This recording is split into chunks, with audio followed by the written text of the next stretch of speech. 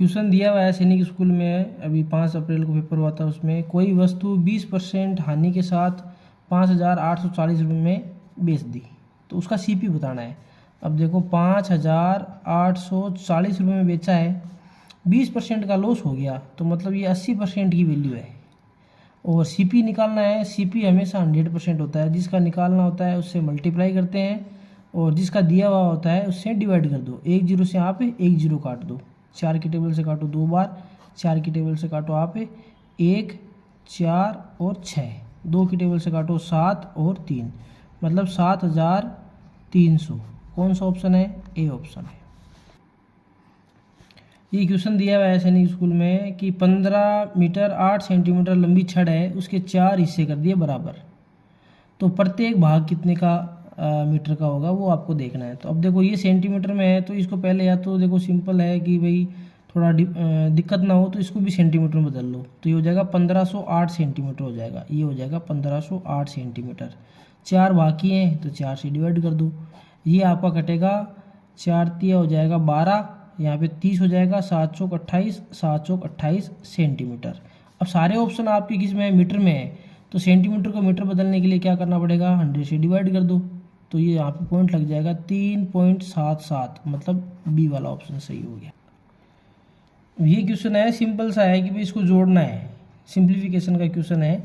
तो इसमें देखो ये 0.09 केवल ये माइनस का है, बाकी सारे प्लस के हैं, तो ये वाला 0.09 है ना, ये वाला इससे कट जाएगा। बस आपको इनको इसको और इसको, इन दोनों को ही जोड़ना है बस, और कुछ। और यहाँ पे ये 9 बच गया, इन तीनों को जोड़ दो। तो आप क्या करोगे? पॉइंट के नीचे पॉइंट आना चाहिए, 009 हो गया, यहाँ पे 9 हो गया, आगे वाला कट गया इससे, तो यहाँ पे 00 लिख दो। यहाँ पे पॉइंट के बाद में क्या है? 9009, जोड़ दो इसको, 9 हो गया, 9 हो गया, 0 हो गया, 9 हो गया, यहाँ पे 9 हो गया। कौन सा ऑप्शन है? डी वाला ऑप्शन आपका सही हो गया।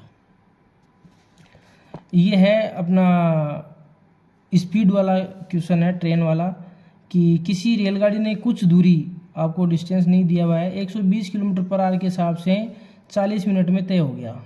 यदि उसी गति को बढ़ाकर अगर उसकी स्पीड बढ़ा दें हम 120 से 150 हो गया मतलब, ठीक है, तो उसमें उतना ही दूरी तय करने में कितना कम समय लगेगा। अब ये पूछा है कि भाई इस स्पीड से आपको कितना समय लगेगा, ये नहीं पूछा है कितना कम लगेगा। पहले 40 मिनट लग रहा था, अब कितना कम लगेगा वो देखना है।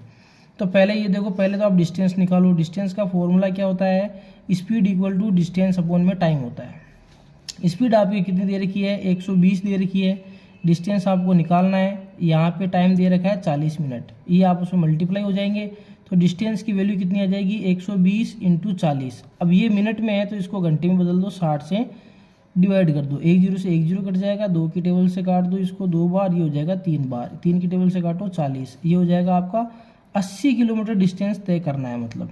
अब इसमें बोला है कि डिस्टेंस उतना ही है, सेम है, 80 किलोमीटर ये है, लेकिन स्पीड बढ़ा दी। अब स्पीड देखो क्या है, ये 80 किलोमीटर है, ये 150 की स्पीड से जाएगा, तो टाइम कितना लगेगा? अब ये आएगा अपना किसमें?